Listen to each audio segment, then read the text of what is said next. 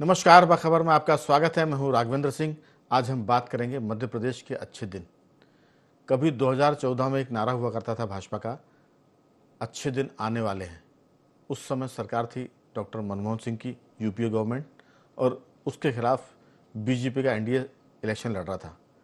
2014 में ये नारा देश के लिए था, लेकिन आज हम मध्य प्रदेश के संदर्भ में बात करें तो मध्य प्रदेश के अच्छे दिन आने वाले हैं। उसकी वजह ये कि भले ही 4 लाख करोड़ का कर्ज मध्य प्रदेश पर है, लेकिन प्रति व्यक्ति आय, जो सर्वेक्षण जारी हुआ आर्थिक, उसमें 9% प्रति व्यक्ति आय बढ़ी है।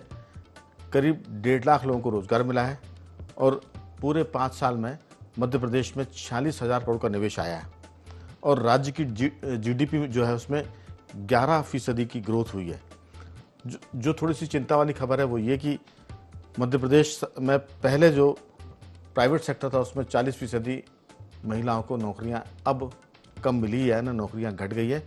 प्राइवेट सेक्टर में महिलाओं की तादाद 40% घटी। ये एक चिंता में डालने वाली बात है, लेकिन कह सकते हैं कि निवेश के जरिए मध्य प्रदेश के 1,65,000 लोगों को रोजगार मिला है। और इसमें सबसे खास बात है कि पर्यटन जो है वो एक नया सेक्टर बन के उभरा है। आर्थिक मामले में मध्य प्रदेश को मजबूती देने वाला। लगभग 17% आय सरकार की टूरिज्म से बढ़ी है और इसके और आगे बढ़ने के संकेत हैं। तो कह सकते हैं कि मध्य प्रदेश के अच्छे दिन अब शुरू हो गए, ऐसी उम्मीद है। और कल मध्य प्रदेश सरकार का बजट है। जगदीश देवड़ा जो वित्त मंत्री, वो बजट प्रस्तुत करेंगे। खबर यह है कि मध्य प्रदेश के बजट बनाने में चीफ सेक्रेटरी का भी एक योगदान है, उनकी महत्वपूर्ण भूमिका है। तो अगर हम संक्षेप में कहें 1-2 वाक्यों में, तो केंद्र सरकार का जो विजन है वो कल के बजट में हमको नजर आएगा, क्योंकि जो चीफ सेक्रेटरी अनुराग जैन, उनकी लंबी सेवाएं केंद्र सरकार में थी और उसके बाद जब वो मध्य प्रदेश आए तो कहा गया कि केंद्र और राज्य को समझने वाले व्यक्ति को चीफ सेक्रेटरी बनाया। तो कल के बजट में केंद्र सरकार की जो योजना है उसकी भी शेडो हमको देखने को मिलेगी और इससे बीजेपी कह सकती है कि डबल इंजन की सरकार का एक यही फायदा है। इसी पर विस्तार से बातचीत करेंगे। चर्चा के लिए हमारे साथ जुड़ गए हैं हमारे 3 विशेष मेहमान। स्टूडियो में चौथे साथी हैं सामाजिक सरोकार से जुड़े कमल राठी जी, मध्य प्रदेश के वरिष्ठ पत्रकार हमारे साथ टेलीफोन लाइन पर जुड़े हैं श्री रमेश शर्मा जी, और दूसरे हमारे साथी पत्रकार हैं देवदत्त दुबे जी स्काइप पर।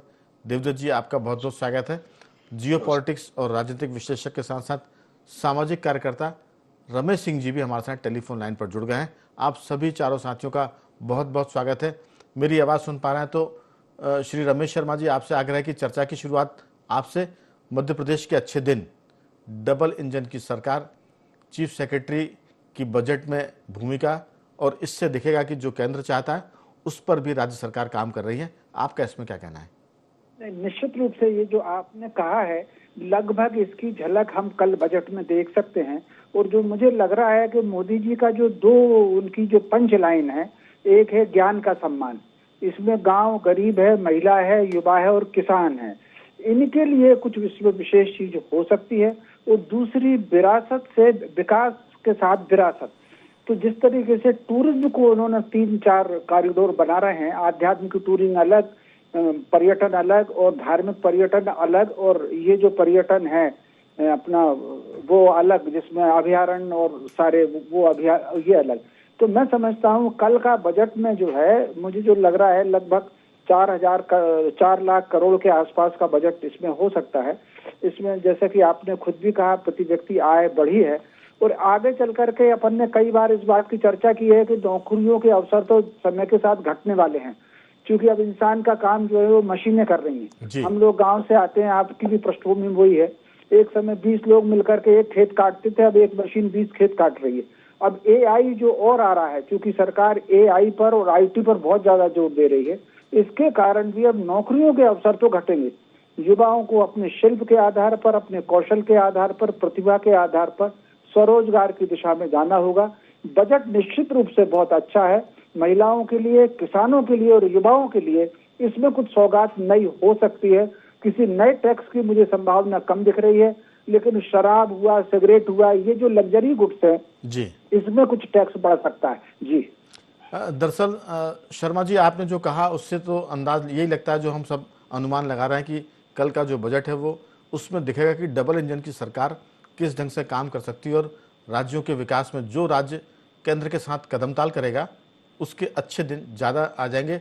एक गांव की या शहरों की कहावत है कि जो पुत्र पिता के साथ या माता पिता के साथ मिलकर चलता है, कई बार उसको उनका ज़्यादा संरक्षण और उनका ज़्यादा लाभ मिल जाता है, उनकी तिजोरी के पैसे उससे ज़्यादा मिल जाते हैं। तो मध्य प्रदेश हमें लगता है पहले भी चलता था, अब डॉक्टर मोहन यादव की जो सरकार है वो ज़्यादा ताकत से कदम ताल भी कर रही है और कदम ताल कर रही है ऐसा वो दिखा भी रही है। लेकिन चर्चा में बाकी जो 3 साथियों से मेरा आग्रह रहेगा कि क्या जो मंदिरों की आय होती है, उसे मठ मंदिरों की आय को अभी जिस ढंग से उसका खर्च होता है, जो सरकार कुछ हिस्सा लेती है, उसमें यह कि क्या शिक्षा, संस्कृति और स्वास्थ्य पर भी मठ मंदिर काम कर सकते हैं? क्योंकि पहले के ज़माने में पूर्व काल की बात करें तो मंदिर ही अध्यात्म, धर्म और शिक्षा का केंद्र हुआ करते थे।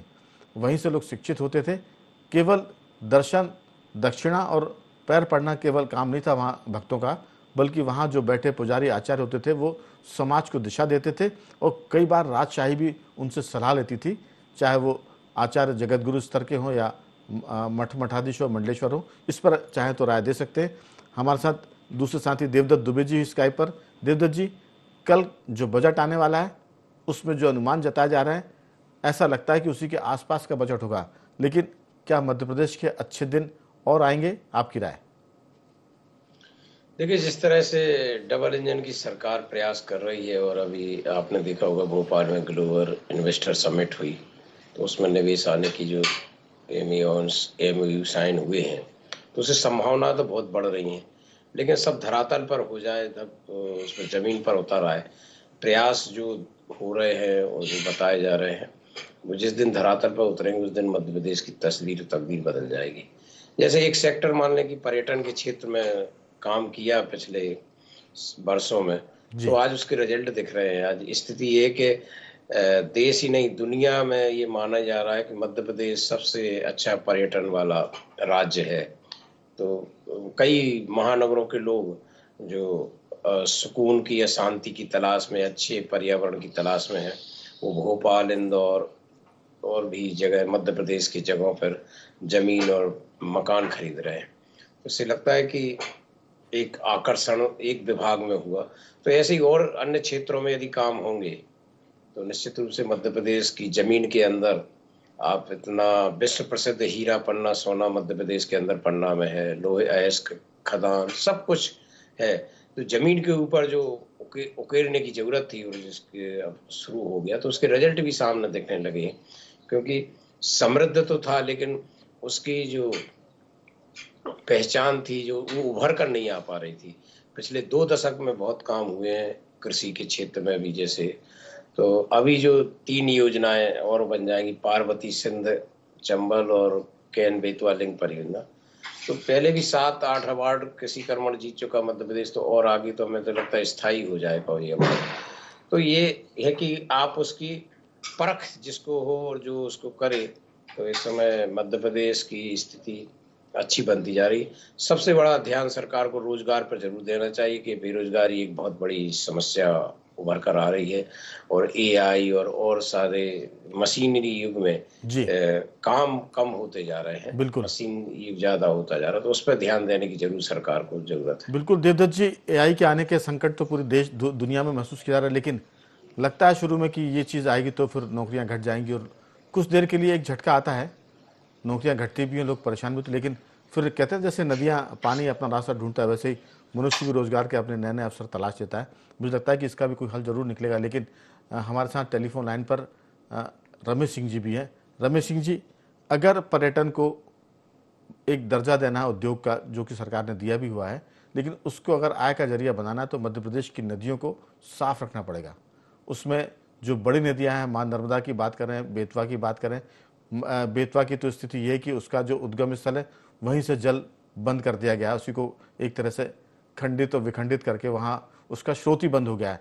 तो अगर नदियों का स्रोत के ठीक रहेंगे, उसमें गंदगी नहीं होगी, साफ रहेगा पानी, इसके साथ साथ जो सहायक नदियाँ हैं वो भी कस्बे और गाँव की गंदगियों से भरकर नाला बनकर मुख्य नदियों में मिलने से रोकी जाएंगी, तब मध्य प्रदेश की नदियाँ पर्यटन के लिए बढ़िया काम करेंगी। चाहे नर्मदा जी हो, बैतरवती की बात करें, चंबल और उसके साथ साथ दूसरी कैन और उसकी हम बात कर ही रहे हैं। लेकिन क्या आपको लगता है कि पर्यटन के मामले में पहाड़ों को बचाना पड़ेगा, तालाबों को बचाना पड़ेगा और उद्योगपति जो आ रहे हैं उनके साथ भी थोड़ा सा बाकी सब चीज़ों में रियायत देने की ज़रूरत है, लेकिन पर्यावरण को नुकसान पहुंचाने वाले किसी भी यूनिट पर सख्ती से काम करने की ज़रूरत पड़ेगी, क्योंकि निवेश भर भर के आने वाला है, जो संकेत मिल रहे हैं। आपकी राय सिंह साहब?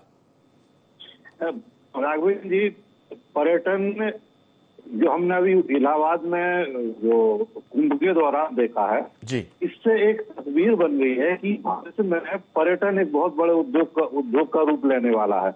और अभी तक तो ये था कि ये कुछ समय के लिए आता था, जैसे 12 साल में कुंभ आता है या साल भर में कभी एक आध तीर्थ यात्रा निकलती है। लेकिन धार्मिक पर्यटन जो है अब साल के 12 महीना 365 दिन शुरू हो गया। हमने उज्जैन में देखा है, मध्य प्रदेश के 55% जो पर्यटन है वो उज्जैन आ रहा है। और उज्जैन में बहुत जो महाकाल लोक बनने के बाद बहुत ज्यादा पर्यटन बढ़ा है। तो सिर्फ हमें उज्जैन तक ही सीमित नहीं रहना चाहिए, सरकार को ये कोशिश करनी चाहिए तो उज्जैन के आसपास जैसे नलखेड़ा है, देवास है, ओंकारेश्वर है, इंदौर है, इसको पूरे को एक ग्रिड बना ले पर्यटन का। और यहाँ जो खासतौर से आवागमन और आवास की सुविधाओं का जाल बिछा दे। निजी क्षेत्र को इसमें आगे बढ़ते आगे आना होगा, ताकि वो जब ही ये संभव होगा। इसके अलावा जैसे हम दतिया देखते हैं, दतिया में पीताम्बरा पीठ है, इसके पास में उन्नाव में सूर्य मंदिर है, फिर ओरछा के आसपास बहुत सारा ऐसा क्षेत्र है जो पर्यटन की दृष्टि से बहुत ज्यादा अनुकूल है, लेकिन अभी तक उसका पूरा मैंने देखा पूरा फायदा नहीं ले पाई सरकार। इसी तरह ग्वालियर के आसपास का भी पर्यटन उतना विकसित नहीं हो पाया। तो इस मामले में सरकार को बहुत, अगर जरूरत पड़े तो प्राइवेट कंपनियों के माध्यम से इसका व्यापक तौर पर प्रचार प्रसार डिजिटली हो, ताकि लोगों को जानकारी, लोगों के पास पैसा आ रहा है और वो इसे खर्च करना चाहता है। वो एक मनोरंजन का पर्यटन भी चाहता है, वो धार्मिक पर्यटन भी चाहता है, वो जंगली जानवरों को देखने के लिए भी जाना चाहता है। और सरकार के लिए इसमें बहुत सारी संभावनाएं हैं। तो ये पर्यटन के अलावा राघवेंद्र जी, स्किल डेवलपमेंट, मैंने पहले भी कहा स्किल डेवलपमेंट बहुत जरूरी है, क्योंकि ये आपने सरकारी नौकरियां तो लगभग खत्म जैसी है, AI आने वाला है, तो रोजगार के अवसर जो है वो स्किल डेवलपमेंट पर ही आश्रित रहेंगे। तो इस सरकार को पूरा जोर इस पर लगाना चाहिए कि जो स्कूल में बच्चे पढ़ रहे हैं वो स्किल डेवलपमेंट की तरफ डाइवर्ट हो। इसके बाद निवेश आने वाला है, तो औद्योगिक ढांचा जो बनेगा उसमें पर्यावरण की बहुत ज्यादा फिक्र करने की जरूरत है।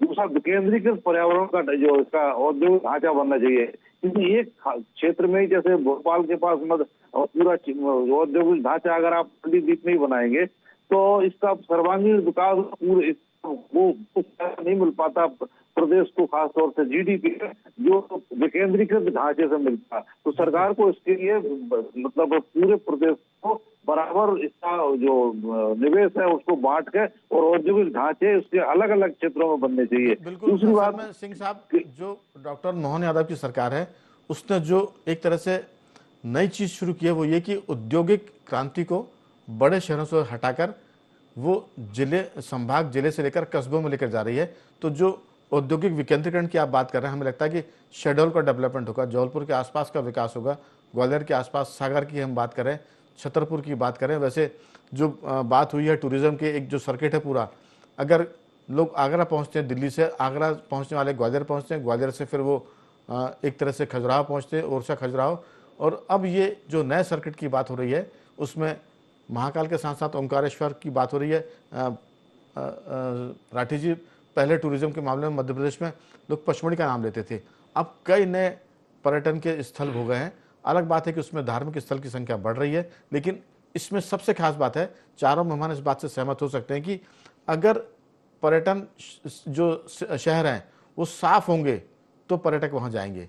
अगर उस टूरिस्ट सिटी के जो लोग हैं उनका व्यवहार पॉजिटिव होगा, वो लोगों को ना ठगे, उनके साथ दुर्व्यवहार ना करें, शहर को साफ रखें, उनका व्यवहार थोड़ा सा एक तरह से पर्यटक फ्रेंडली हो, तो मुझे लगता है कि इसमें ये जो पर्यटन को हम उद्योग मान रहे हैं उसका फ़ायदा भी होगा। लेकिन जब तक पहाड़ सुरक्षित नहीं होंगे, नदियाँ सुरक्षित नहीं होंगी, तब तक मध्य प्रदेश में पर्यटन प्रकृति से जुड़ा हुआ है। यहाँ ऐसी कोई बहुत ऐतिहासिक नगरियाँ नहीं है कि जैसे जयपुर राजस्थान की हम बात करें या दक्षिण भारत की बात करें।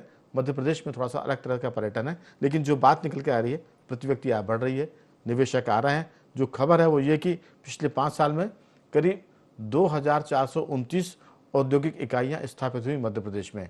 45,000 करोड़ का निवेश तो आई है।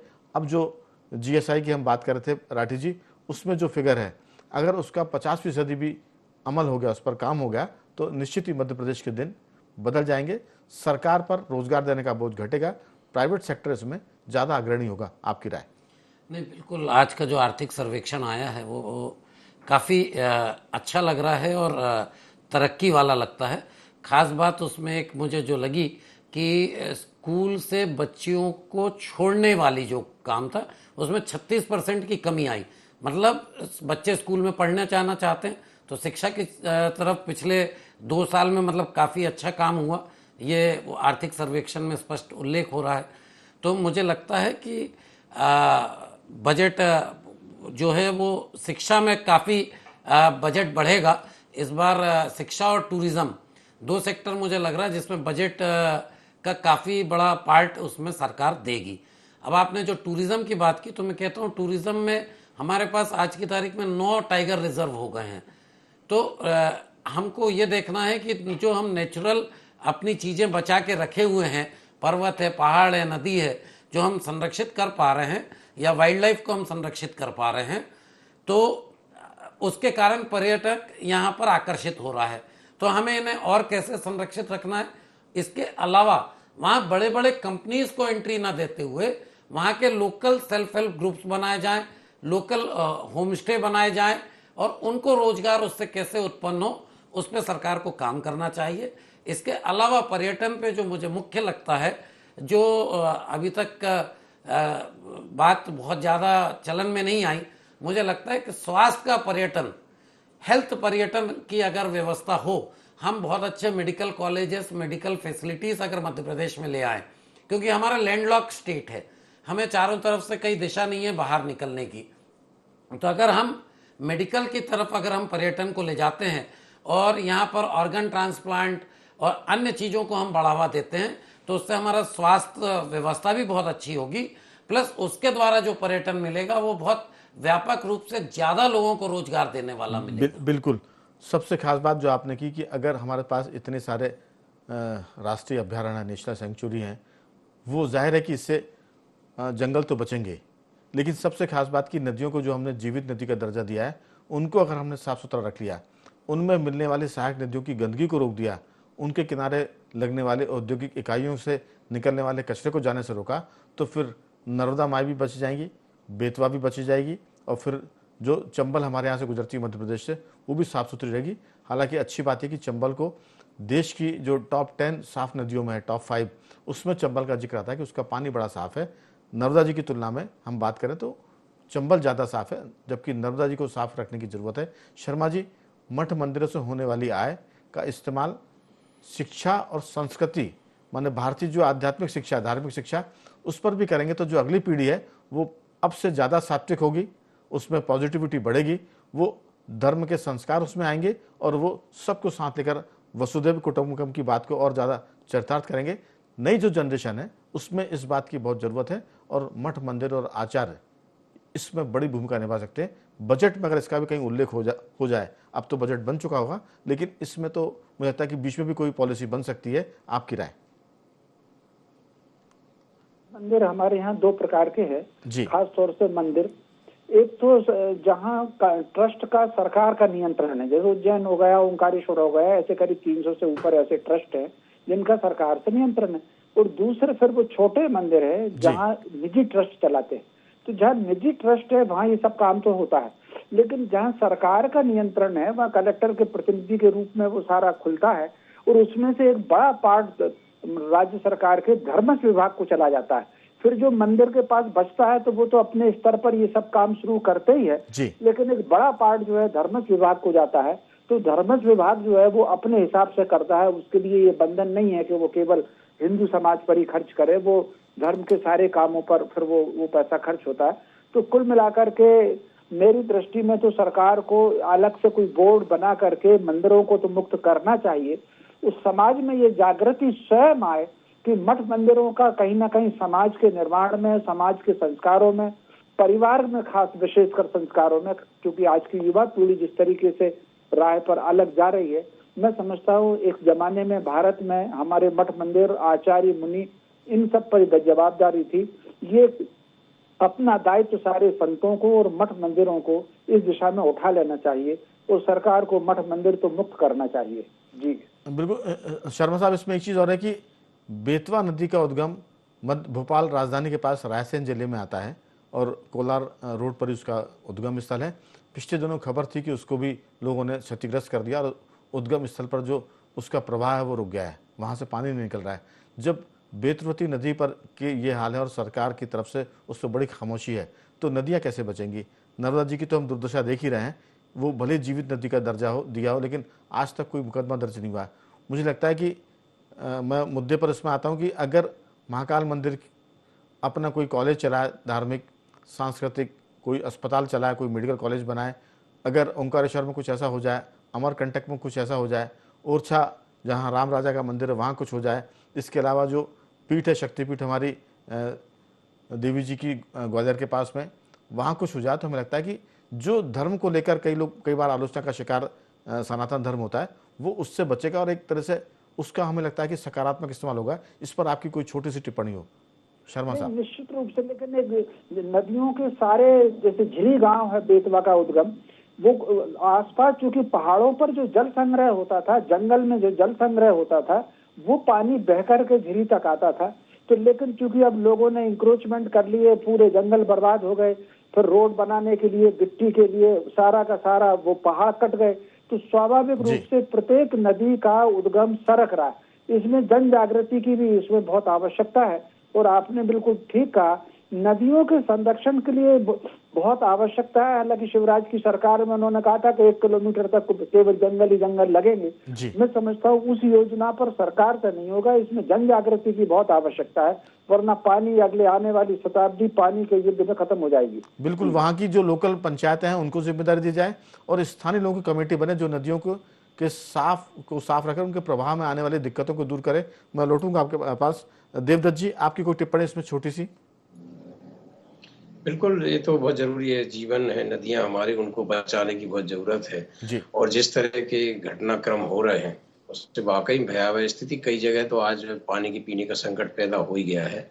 तो सबसे पहले सरकार को ये करना चाहिए कि नदियों को संरक्षित करें, मंदिरों का जो जीर्णोद्धार चल रहा है, यानी इसी से बजट में अपनी कोई इसका भी प्रावधान हो जाए, नदियों के संरक्षण का, प्राकृतिक जल स्रोतों के, क्योंकि अभी मैंने मार्च में ही आसमान से आग बरसना शुरू हो गई है, पानी सूखने लगा है।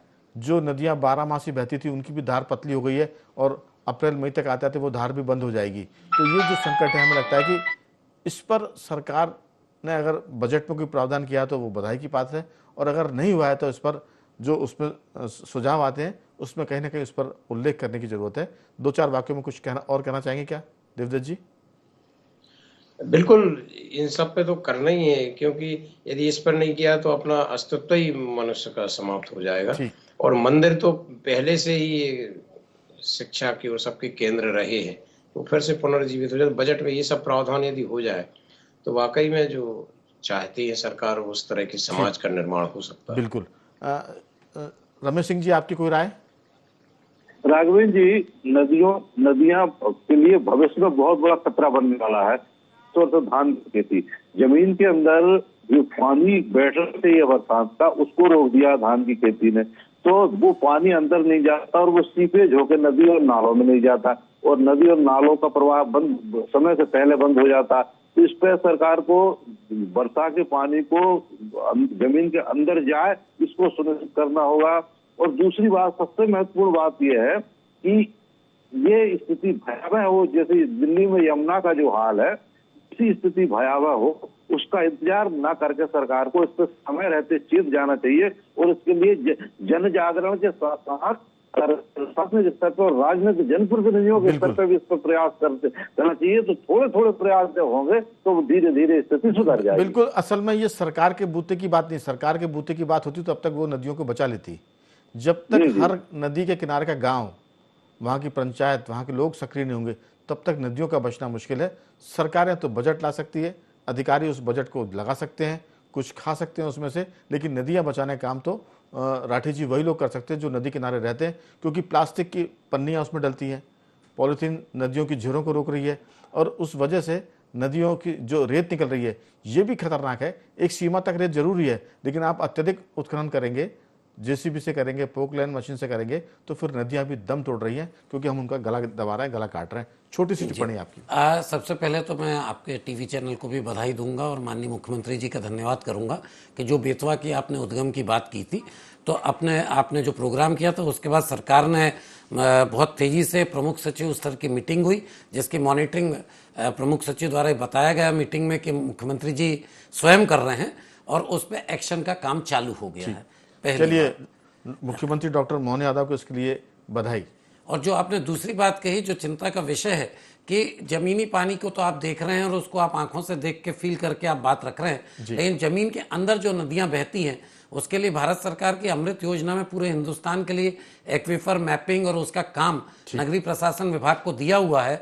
और नगरीय प्रशासन विभाग सही टेक्निकल आदमियों से अगर वो करवा के पानी को जमीन के अंदर बिना पोल्यूट हुए, नहीं तो पता चला नीचे भी प्रदूषण हो गया, पोल्यूट अगर उतार देती है तो जो वो संकट पानी का है वो काफी हद तक हम कंट्रोल कर सकते हैं। बिल्कुल, ये एक बड़ा विषय, इस पर फिर कभी बात करेंगे। अभी तो जो सर्वेक्षण आया उससे हम कह सकते हैं कि कल का बजट ऐसा कुछ होगा जिससे मध्य प्रदेश के लोग राहत महसूस करेंगे और ऐसा लगेगा कि सच में अच्छे दिनों की जो गति है वो बढ़ रही है। तो कह सकते हैं कि अच्छे दिन आने वाले नहीं बल्कि तेजी से बढ़ेंगे, ऐसी उम्मीद करते हैं। चारों मेहमानों का साधुवाद करता हूँ। श्री रमेश शर्मा जी, आपका बहुत साधुवाद। देवदत्त दुबे जी, आपका धन्यवाद। रमेश सिंह जी, आपका साधुवाद। और राठी जी, आपका बहुत धन्यवाद कि आपने चर्चा में हिस्सा लिया।